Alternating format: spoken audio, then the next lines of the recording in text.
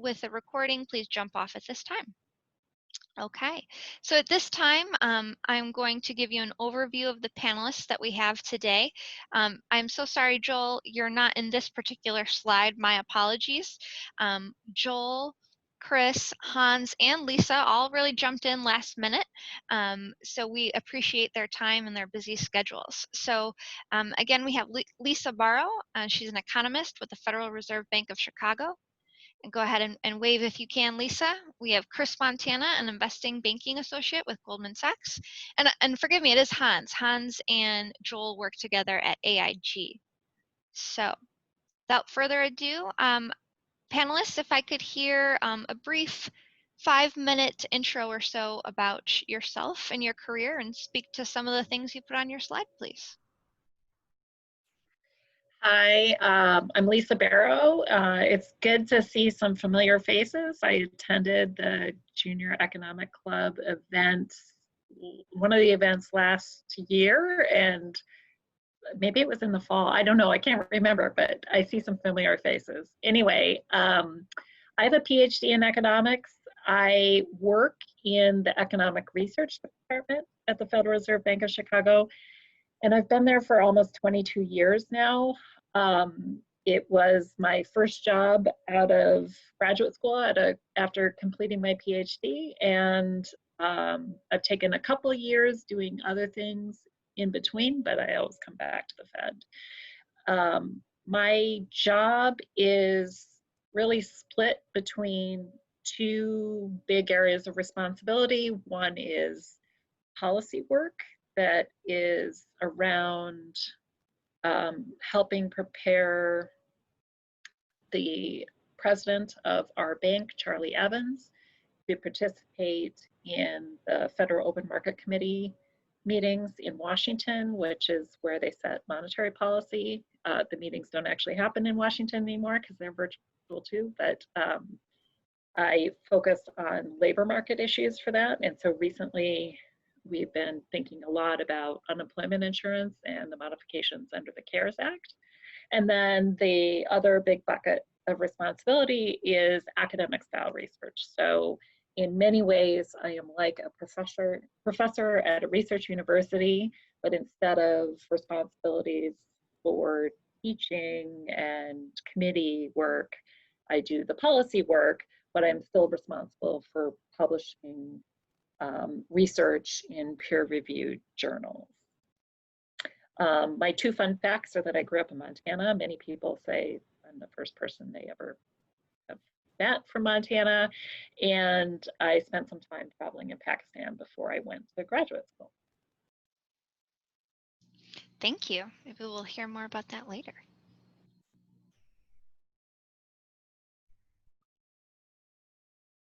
And Chris. Hi, everyone. I'm Chris. So I'm an associate in the investment banking division of Goldman Sachs.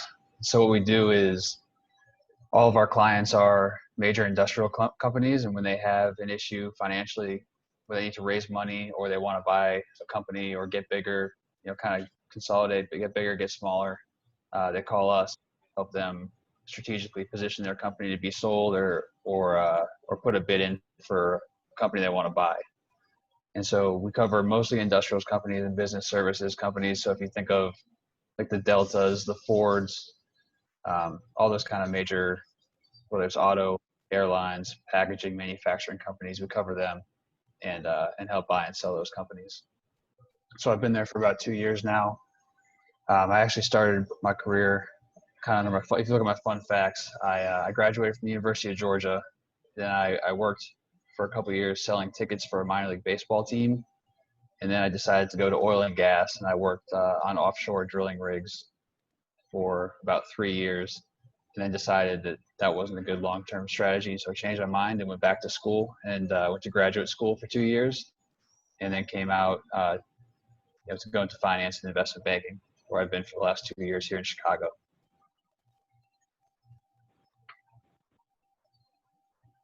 Awesome. Thank you so much. And I think I read that at one point you were a basketball analyst. Is that correct? I was for a year while I was selling tickets in baseball. I was also analyzing high school basketball film, breaking it down and giving it back to coaches so they can make make their coaching decisions with players and plays and what the most effective plays and shots and all that is. So Awesome. yeah, a lot of sports. We'll definitely want to hear more about that later. Thank you.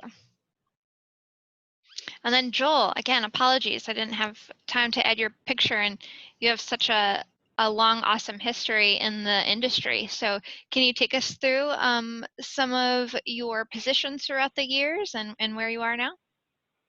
Yeah, sure. Happy to be here. And I think that also gives away the fact that I'm probably by far the oldest person on the phone today, getting out of college in the mid 80s. So I'm a environmental engineer by degree. I got the degree from Humboldt State University on the West Coast, Northern California, way Northern California. Most people have never heard of Eureka or Arcata, but it's just a lovely place in the middle of the redwoods. I was a little early. I lived on the East Coast, even though I went to school in the West. And when I came back, I realized that I was a little ahead of the curve for being able to find and hold environmental work as an engineer. And I took a job as a loss control specialist for an insurance company, a property loss control specialist. And I spent 10 years doing that.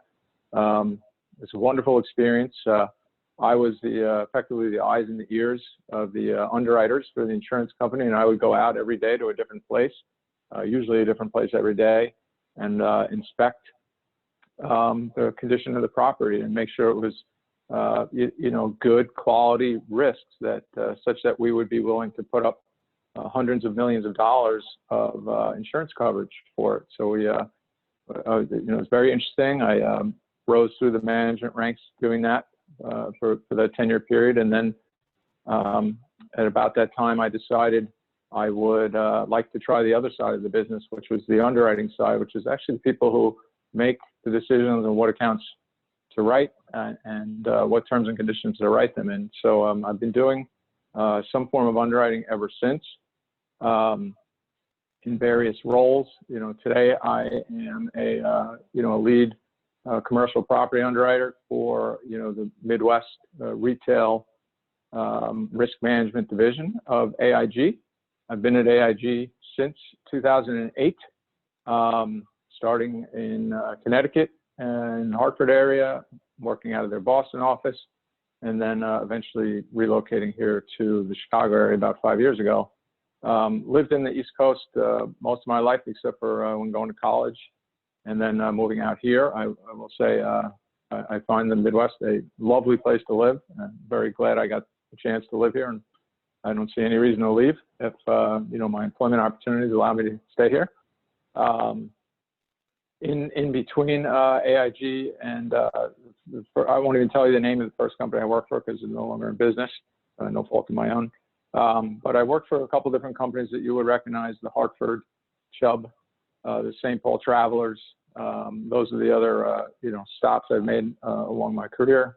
And I've always been strong in the commercial property side of things, but I've had a little chance to veer off in a couple of those opportunities and do some what we call multi-line casualty and other types of insurance business along the way. So I have a pretty broad perspective of the field. I'm an expert at property, though.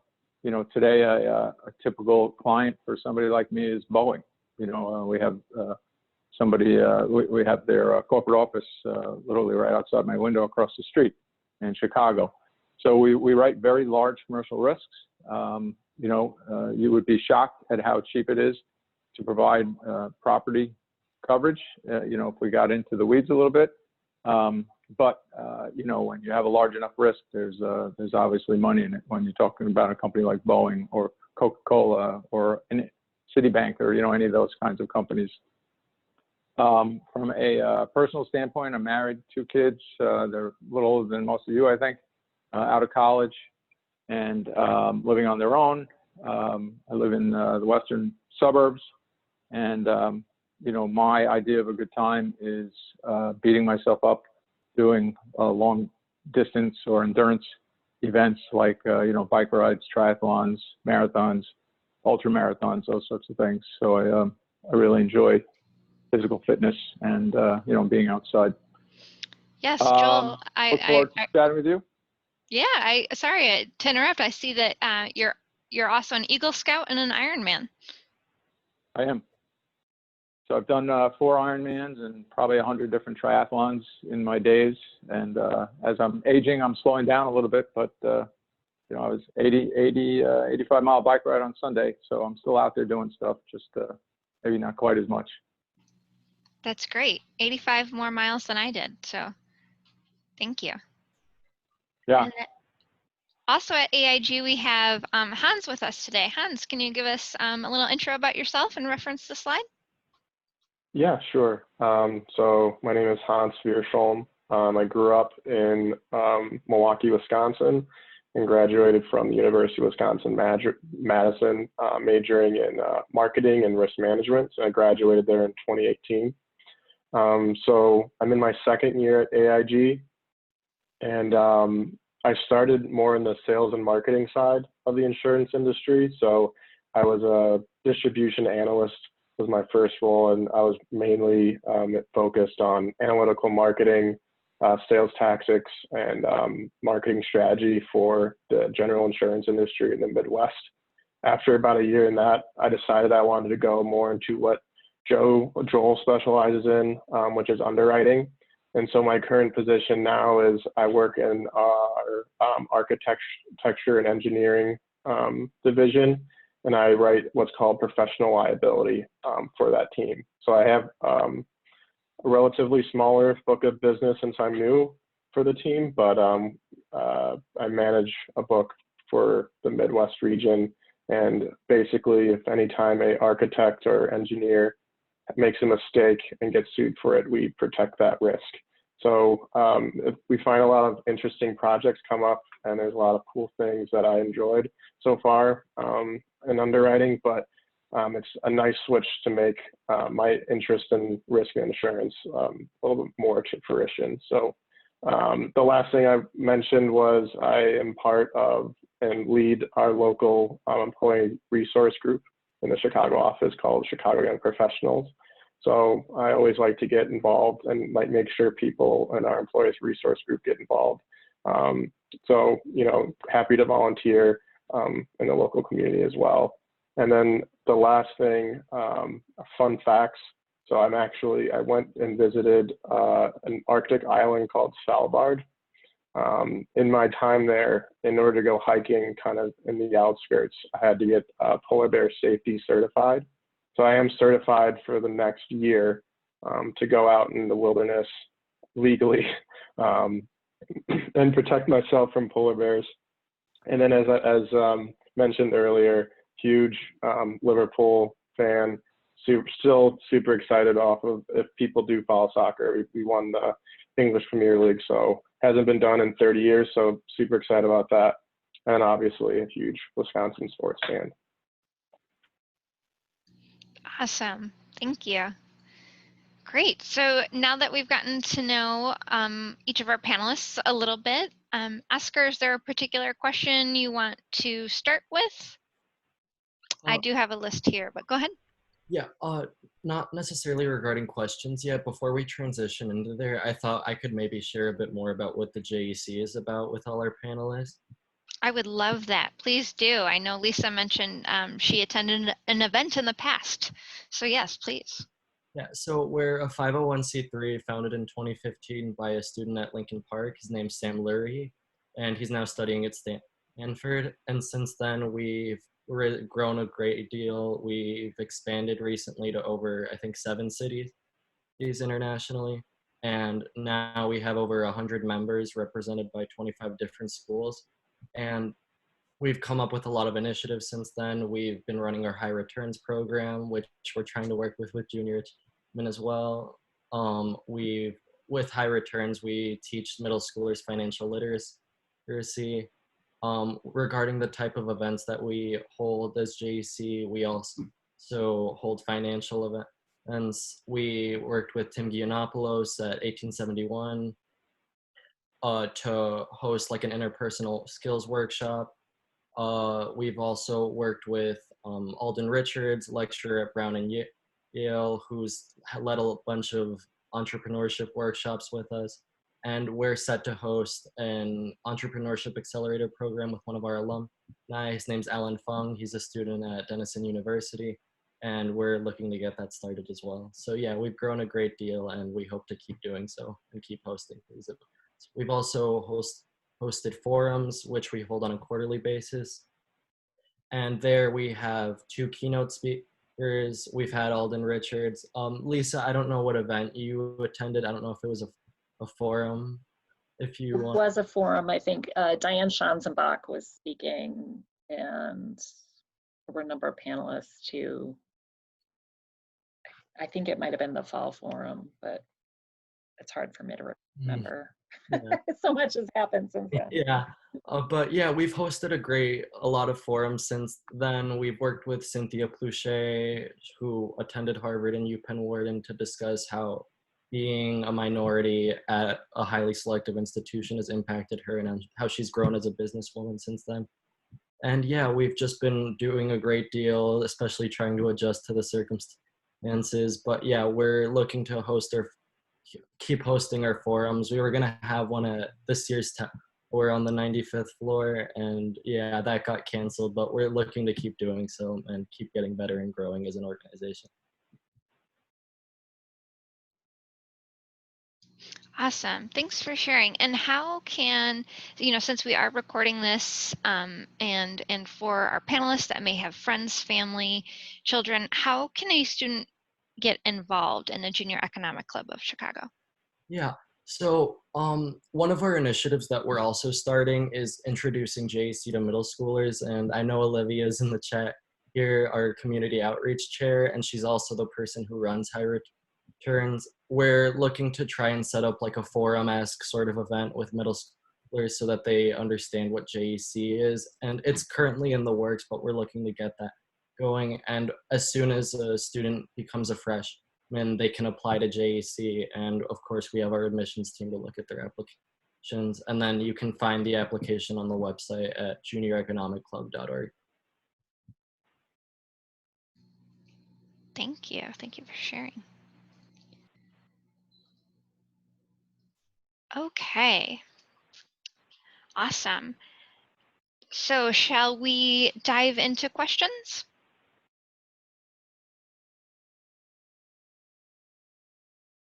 Yeah, that'd be great, Ms. Garcia-Pratz. You can just cycle through what we came up with for all the panelists. Awesome, will do. So I will begin with, what is a typical day like for your position? And we'll go back in order, starting with Lisa. So you can share either pre-COVID times and or now in COVID times. So it's hard to describe a typical day for me. I guess, pre-COVID times, most of my day was unscheduled. So, I occasionally have a regular check-in meeting on a research project with a co-author and a research assistant, maybe, to find out, what progress had been made toward that. A lot of time can be spent like reading academic papers and just thinking about implications for things I'm working on or thinking about new ideas. The policy work comes, pre-COVID came on a very cyclical basis where the cycle was around the FOMC meetings. So they meet 4 times a year. So, we'd ramp up our policy work 4 times a year and the week preceding the meeting in Washington. So mostly, the researcher assistants were updating forecasts, and we were, making some assumptions about future growth path of GDP or whatever, to say, what does that imply for longer run labor market things like unemployment or whatnot, and building up to a briefing meeting with our president approximately a week before he went to Washington to participate in the FOMC meeting.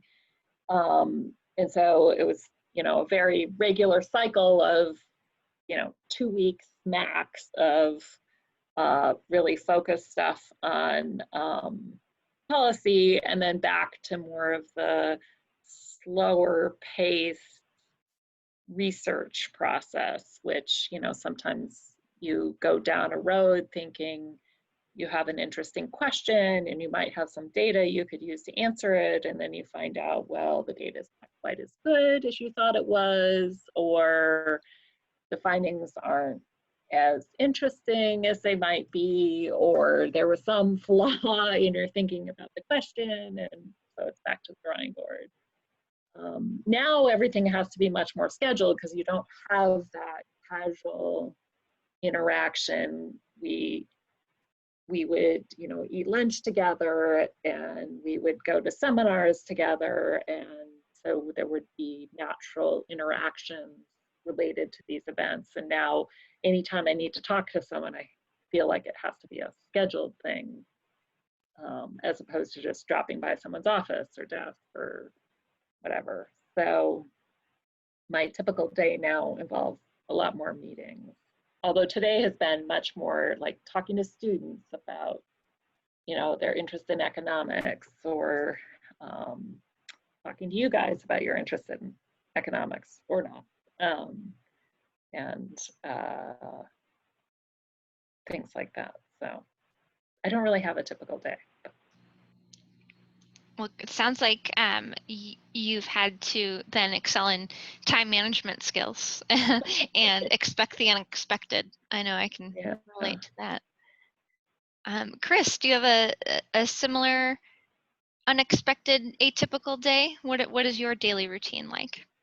Yeah, so I think day to day is hard to predict, but we do cover, so I cover a client list of maybe 20 or 25 clients, and typically at some point one of them will reach out to us and ask for, they're saying, we're looking at buying X company. And so our process is to go through and analyze their financials, see what a combined company would look like from a financial basis and from a market basis. And so my day to day is essentially analyzing these companies with an analyst who works with me, and to basically build some slides, build an analysis to go present to the management or the board of a company. So today I'm in the process with working with an analyst, and we're valuing a company that one of our clients wants to buy, to try and advise them on what a fair price to offer would be, based on who else we think is going to bid for this company and how much they can pay reasonably. So today we're building a financial analysis and a few slides to back it up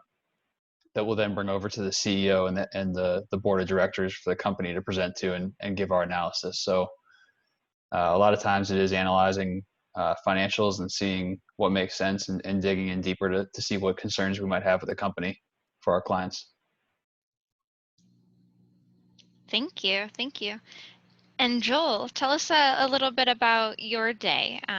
And, you mentioned your office is across from Boeing's, but now you're probably not in the office too much these days. So if you could give us a little insight into your day.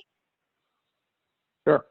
I think I'll give you little bits and pieces from a few different types of days, only because I have a very varied life in our industry. Some of it exciting. On a regular day when I was going downtown, I'd hop on a train, or I'd hop on my bicycle and ride the 25 miles downtown and shower up and go to work like everybody else.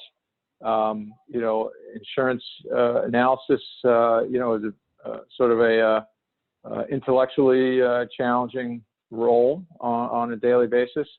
But if you think about the product I offer, so remember, I'm selling a promise to pay for a unexpected event in the future, like a fire, for instance, or an earthquake, or a flood, and so on. So I have to price my product before I know what it'll actually cost me to offer that product.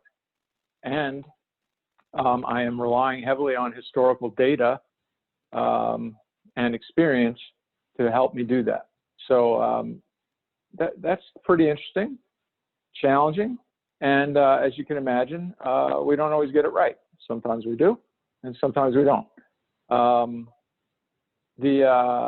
thing I'd like all of you to just take away from, being in insurance, I remember when I was a kid, if somebody told me they were in insurance, I was like, boring. I wouldn't want to do that. Well, here I am 35 years later. And I will tell you, the economy, and we have an economist on the phone who could probably back me up, does not operate without our industry.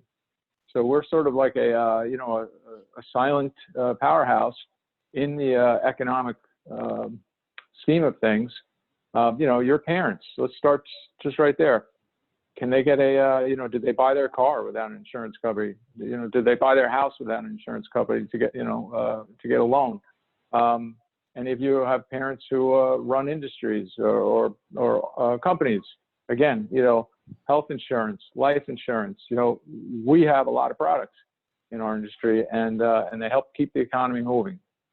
So there's the intellectual part of the job, the decision making, but it's also fun too. So I told you I was in loss control in the beginning. I mean, I got to go to places like F-14 aircraft manufacturing plants and see a plane, go through production from start to finish, or what it looked like. I got to go sit on the tarmac and watch them test fly these things at 500 miles an hour. And then more recently, I go out to meet our clients. We have all the big Fortune 1000 clients are somewhere in AIG's portfolio, and I interact with their risk managers and their insurance buyers, and I get to see some great things and some great people and some great places. So a lot of fun when times are normal. It's not out of the realm of possibility that I might go out and play a round of golf with a risk manager or an insurance buyer, or just go out to dinner after a meeting where we talk about how to manage their business over the course of the coming year. So very, very wide variety of activities, and I would say I still find this career in this profession interesting today, and I see myself retiring in this industry. Thank you. And before I pivot to different questions to different panelists, I would like to conclude this round of questioning with Hans as far as what your typical work day looks like when you're not watching FIFA or Champions League or fighting off polar bears. What does your typical day look like?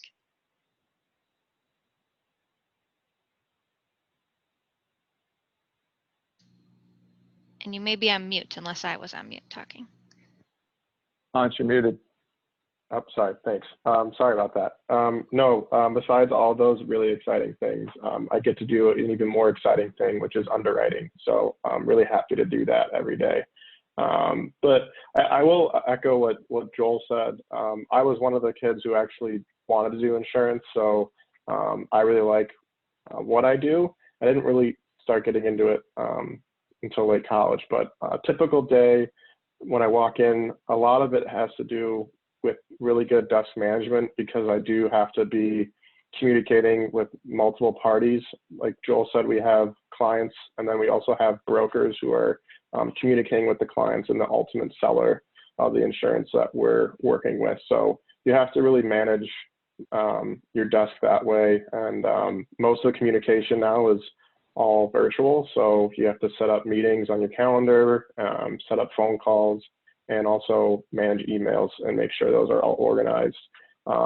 So part of the underwriting too, it's a lot of analytical research, loss history, making sure these architects and engineering firms are kind of doing things and doing practices that we really like for underwriting. For example, there's certain architects and engineering practices that are more risky than others. And so we don't really want to put ourselves in a situation for paying a loss on some of these riskier business practices. So I look through and I spend a lot of time researching these different practices and what they might affect on, like Joel's mentioned, the pricing of certain accounts that I'm working on. And then the last thing I'll mention is just because I have a marketing background, a lot of times I do some marketing analytics specifically for my division and try to come up with some new business for my team and do some kind of sales and marketing strategy to kind of work with brokers and get some prospects in the door in order to keep growing our business. Thank you. Thank you. Speaking of analytics, Chris, I mentioned earlier, I noticed in your professional history, you did a little bit of basketball analytics. I have a friend who is a financial analyst at ESPN who wasn't able to join us, again, a financial analyst at ESPN.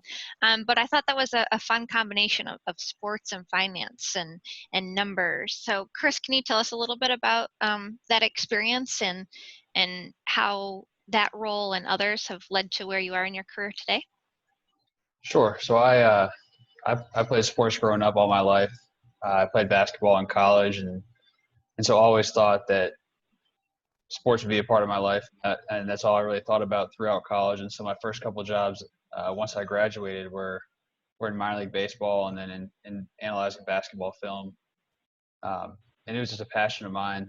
But I over time I realized that wasn't where I wanted to be long term, and so I made a couple pivots in my career. But I think for some people, they know what they want to do right when they get to college, and that doesn't change throughout their whole career. For me, it's been different a couple times, but I think that diving in wholeheartedly and giving your best effort in whatever you're doing at the time will always serve you well. So I jumped in thinking sports was going to be where I was 40 years from graduating college, and 2 years after I graduated, I already switched to oil and gas, and now I'm in finance. And so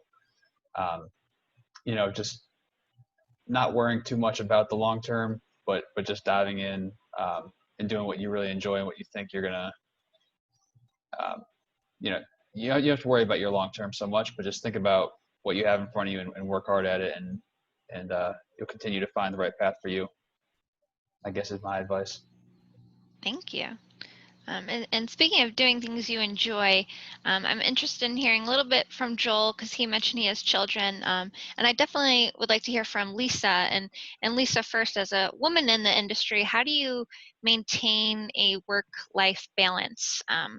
And I brought Joel up again because he mentioned he has children. So, Lisa, do you mind me asking how are you balancing your work life? So, well, I'm not sure there is any balancing of work life. I mean, there is you have to know when to say no on work to protect time. I have 2 boys who are teenagers, 8th and 9th graders this fall, which makes it easier for me to work in this work from home COVID environment compared to friends of mine who have, say, 3-year-olds who need a lot more focused attention.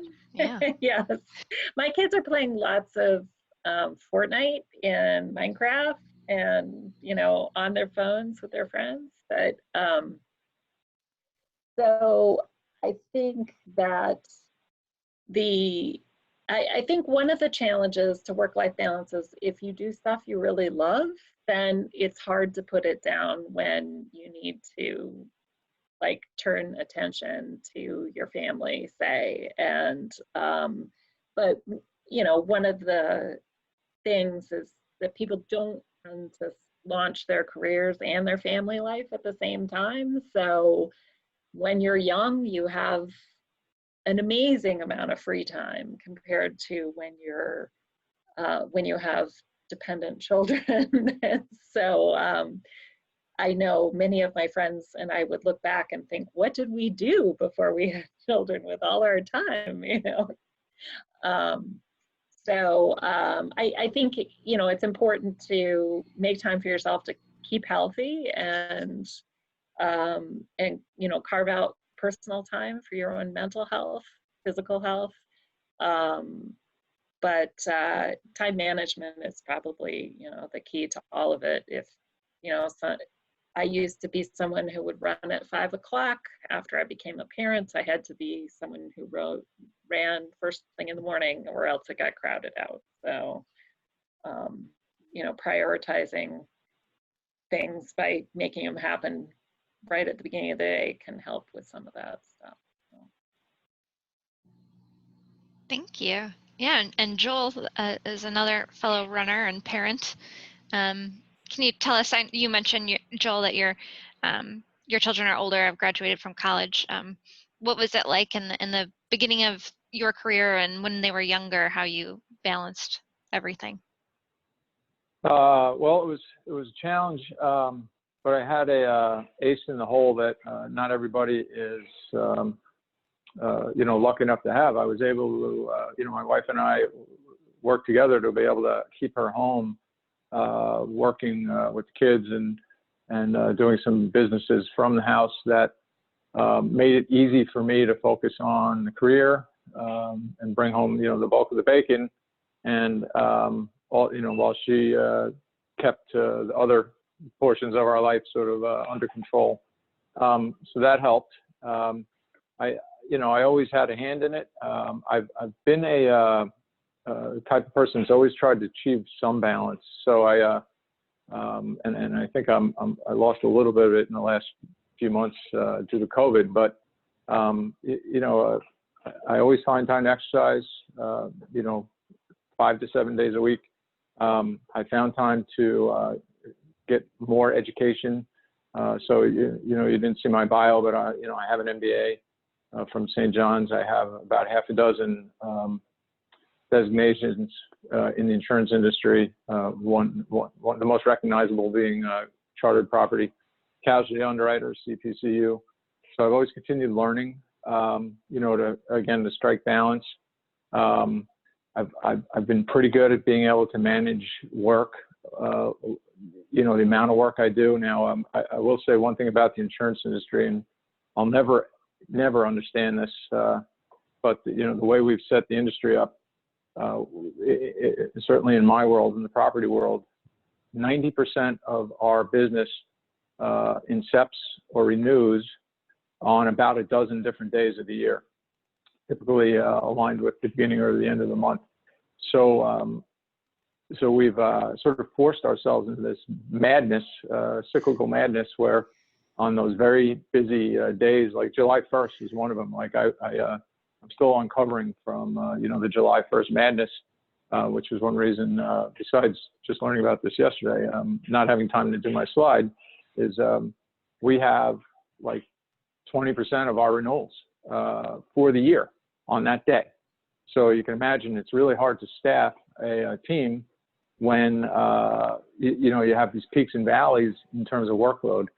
So so it gets very challenging at times. But I'll say on the slow times, or you know, when you heard me talk about maybe getting out and seeing clients, and maybe not working quite as hard, and spending a little more time on the family. And I will say I always found time to take vacation. I, you know, make that a priority. I think it's my most valuable benefit, and I always did that with the family for the most part. And you know, it's a balancing act. And I would say the biggest challenge post COVID-19 is, you know, pre-COVID-19, I would finish working in time to catch, you know, an express train home, or leave myself enough time to bike home in the daylight. And so you leave your desk and you carry your laptop home, and, you know, in certain times of the year, yeah, you might fire it up at night, but most of the time, besides, you know, checking in once, twice in the evening, I didn't work that much at night. I would stay late if I had to, but I wouldn't work so much. But today, don't have the commute, go downstairs. You know, you think when I go to eat dinner, I'm done with my day, but no, I come back upstairs, and especially in the busy times, and I start working some more. So, I suspect, you know, that was kind of what Lisa was alluding to as well. Is just, you know, it just allows the work life to creep a little further and deeper into your day, you know, in this situation. So it takes a little more, it's a little more challenging to balance, you know, all of that, and, you know, keep a good work-life balance. Mm-hmm. Absolutely. Now, Hans, you also work for AIG, and you're a little bit earlier in your career than Joel. And we're curious as far as, thinking back to your time in college, what should students be doing to improve their career prospects? What, prepared you to work for AIG, and how did you seek AIG out, or did they seek you out? That's a good question. I actually, it was a little bit of both. I think the most important part was getting involved, especially I would say in college. I was part of kind of a risk and insurance student organization, and the more I got involved, the more benefits I saw from that. So I highly recommend anytime a student is just reaching out or kind of discovering different organizations in whatever school they have. If you do get involved, make sure to get involved as much as you can, because you will see benefits from that. And because of this involvement with a student organization, I was able to go to a conference on scholarship, where I met actually a good friend of mine growing up, not only in college, but back home in high school, who happened to work for AIG at the time and still does. And I met him and his boss, and that's how we just started talking, and he asked me to see a resume, and the snowball kind of started rolling from there. And it was because of not only the connections I made in high school, but being able to put myself in a situation by being involved with an organization in school was a key player. So that's kind of the one piece of advice I can make is give 110% in whatever situation you're in, and the sky's the limit. Awesome, thank you. So with about 10 minutes left, students, now would be your time. If you have a question that you want to get answered in the remaining 10 minutes, please feel free to unmute yourself or write it in the chat box, and Oscar will read it aloud. Again, I have plenty more questions here, but I want to make sure that we attend to our live participating students on the call if you want to make sure you get your question answered. I see Cole has raised his hand. Thank you, Cole. Go ahead and unmute yourself if you'd like to share your question. Hi, I actually had a question about college and kind of just choosing your major. So I was wondering if any of the panelists had any advice on choosing a major that best suits you. And I know a couple of you mentioned pivoting in your career later on. But yeah, I was just wondering if you had any advice on that. Great. We haven't heard from Chris in a bit. Chris, would you like to talk a little bit, answer to that question? And any panelists can also join as well. Yeah, cool. I think that's a good question, and I think it's something I struggled with when I first got to college. So, not surprisingly, my first major was sport management, and because I was just locked into that path. And throughout my first year or so there, I was advised that would kind of pigeonhole me long term, and so I was advised to try and pursue a double major in finance as well. So I ended up doing that. I ended up doing finance and sport management, knowing that at the time sport management was the most interesting to me, but that finance might open some more doors for me kind of long term, whether it's in finance specifically or just having that business degree is helpful. I will also say long term, your college degree matters less than you think it does in the moment.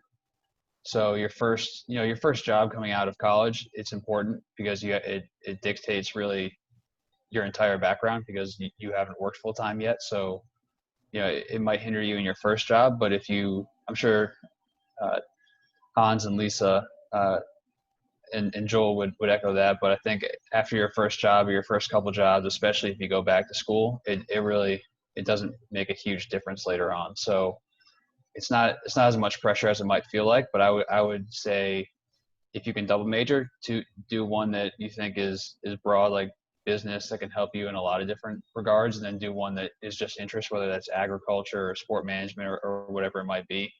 But there's a balance there, and I think at the end of the day, it's not as heavy and serious as it feels in the moment. Thank you. I also saw Alp raise his hand. So Alp, did you want to share your question? Yeah. So my question was, how do you view the future of finance as it continues to evolve, and like what I guess what do you see as the future of finance?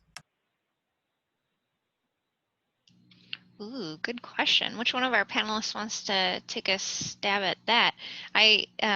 Lisa, as an economist, I also was curious too, with your many degrees, answering that last question. Do you think you'd be able to answer Alp's question to the? I don't know. I'm not really the best person to answer that. I mean, the finance, it evolves. We get new products. There, technology impacts finance. But, there are broad influences in finance, like, risk issues that are issues in insurance or issues in finance directly or indirectly. And so I don't I don't really know how to answer that question.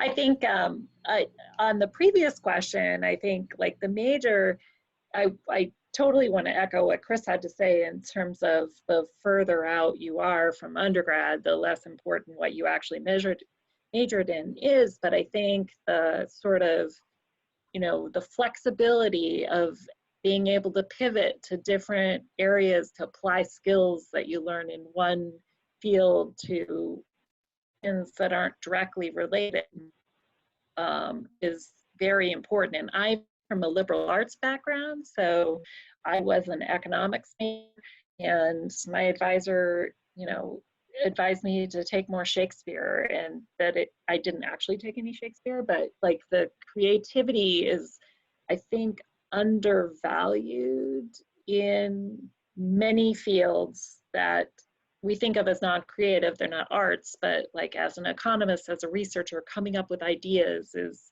a very important skill, and writing is a hugely important skill for me.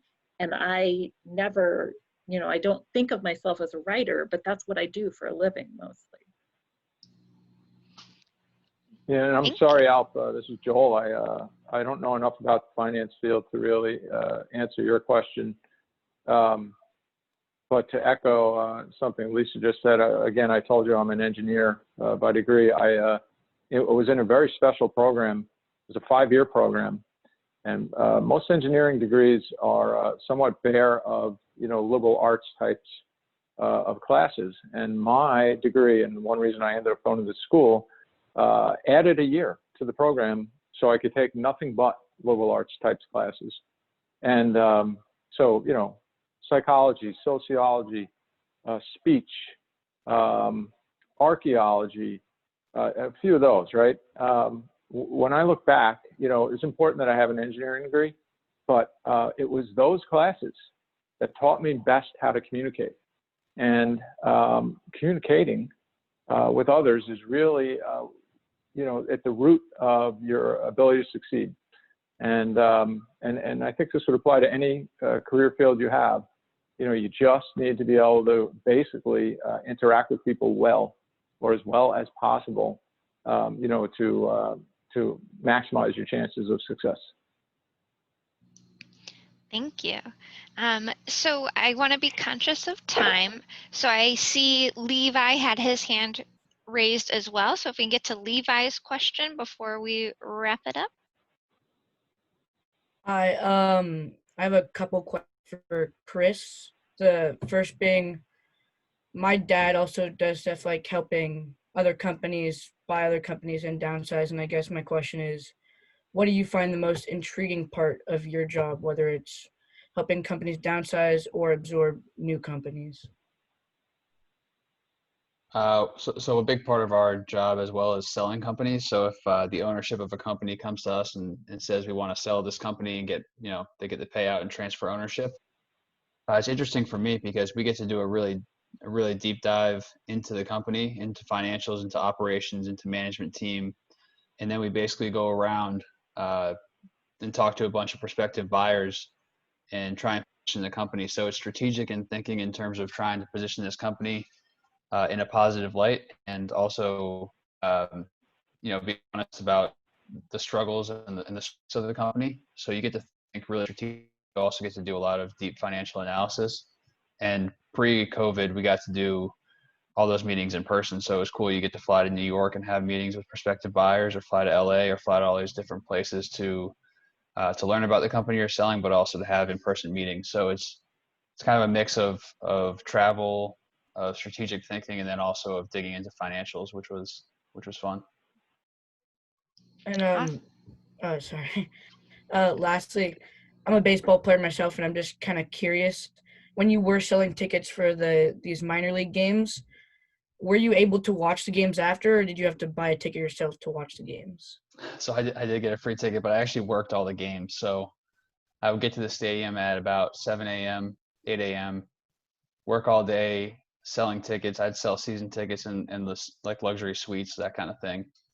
And then I would take tickets, and I was in charge of security at the front gate from about 5 until 8 at night. And then I'd visit clients up in the suites from 8 until 10 or 11 at night, and then clean the ballpark after. So those were some long days. They were 17 or 18-hour days. So there wasn't much sitting back and watching the baseball game, but you'd hear the roar of the crowd, and you'd turn your head and, okay, someone hit a home run. Now I need to go handle business here or there. So it was neat to be in the stadium for some of those things, but we were certainly working the entire time. Levi, what a great fun question to end on. Thank you. And in our remaining time, I'm going to switch the baton off to Oscar. Oscar, did you want to give us some closing thoughts or or ask a closing question? Yeah, one of our participants, Dylan, he asked a couple questions, but because we're short on time, I think I'm just gonna ask one of the ones he sent me, and this one's for Chris as well. Earlier this week, Goldman Sachs blew analysts out of the water when their earnings report exceeded all expectations. What do you think contributed to the Goldman Sachs earnings in 2020? Put me on the spot there. That's That's a loaded good question. And I think it has a little bit to do with Alp's question that he had asked about the future of finance. I think that everyone's trying to figure that out, and whether that's kind of the long-term future or how we deal with everyone working from home and the different economic environment we're in right now. What Goldman does is we buy and sell companies, or help buy and sell companies, certainly, and that has slowed down during this period of time. But we also help with refinancing, with strategic financings and things like that. So we still have plenty of business going on. So for any company that is looking for, they're close to going bankrupt and they need to raise money to avoid that, they come to us. They ask, what's the best way to raise money and avoid breaching a covenant or going bankrupt. So we have revenue that way, and Goldman has also gone into more of a commercial bank as well. So you can invest your money. If you don't want to put it in your savings account, you can invest it with Goldman. Anyone can. And so Goldman's really been working. I think you see every financial downturn, all the banks are trying to reinvent themselves and find ways to survive when their core business isn't succeeding. And I think, so far the process during Corona, Goldman's done a good job, staying afloat and keeping revenue streams open and keeping clients, helping clients throughout it all. Awesome. So again, it is 2:00, so I want to be conscious of our panelists' time. Oscar, any additional questions I'll be happy to take and facilitate to the panelists. So panelists, I totally understand if you need to jump off right now. We tried to end on time, but if panelists, you have a couple minutes just to give any last thoughts, what advice you would give your high school self? So again, I understand if you have to pop off, but Hans, if you could help start and we'll go back up the list. Any departing words of advice for our students on the call? Yeah, I'll probably have to hop off right after this, so I appreciate giving me the opportunity.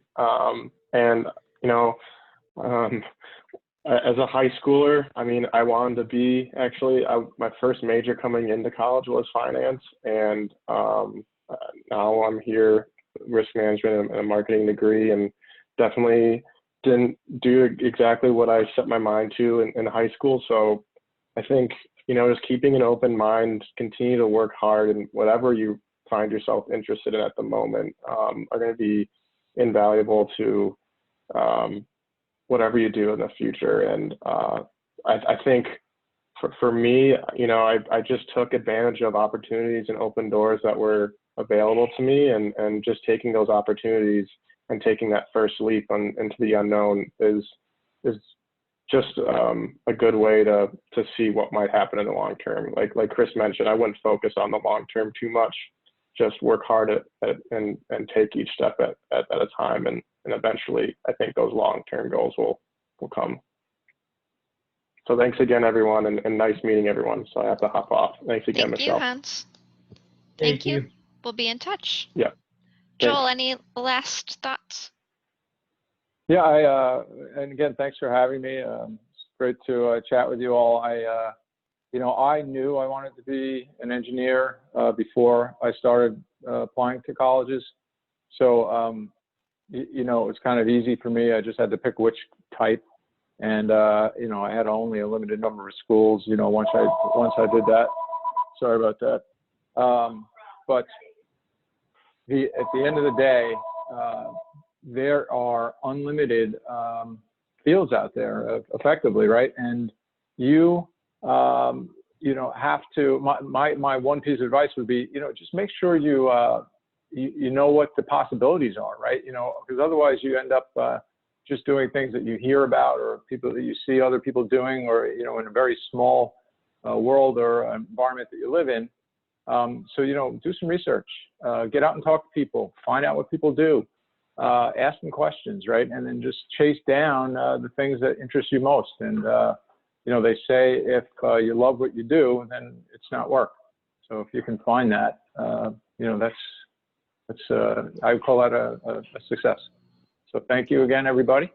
And I'm going to stay and listen just for another couple of minutes. And then everybody have a great weekend. Thanks. Lisa and Chris, final thoughts? Lisa?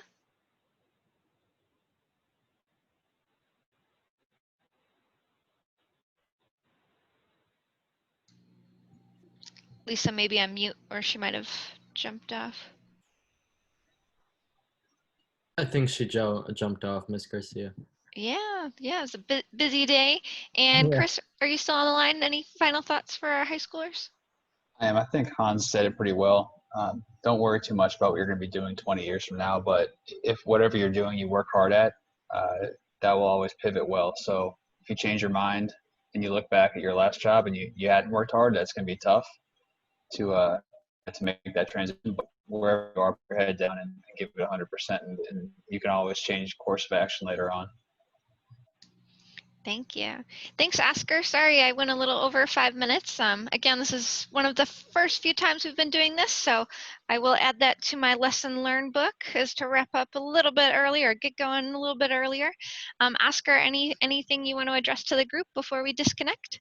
Yeah, thank you, Ms. Garcia Pretz and Ms. Youngberg, for organizing this for us. Thank you to all the panelists for coming and speaking and taking time out of your day. Before all of the JEC members go, I'm about to send a form to the chat box, and this is just a Google form for you guys to fill out about your experience, and just as something to look forward to ahead, we're also organizing an event with Gus Foucher at PNC. He's an economist, and we're just going to have a discussion with him about what the economy looks like given the pandemic circumstances. And yeah, he's the chief economist, so that'd be a really cool experience for you guys. But yeah, that's it for me. Thank you so much, Ms. Garcia. Thank you. Thank you. I'm so impressed with you students. And thank you again, panelists. I wish everyone a wonderful Friday.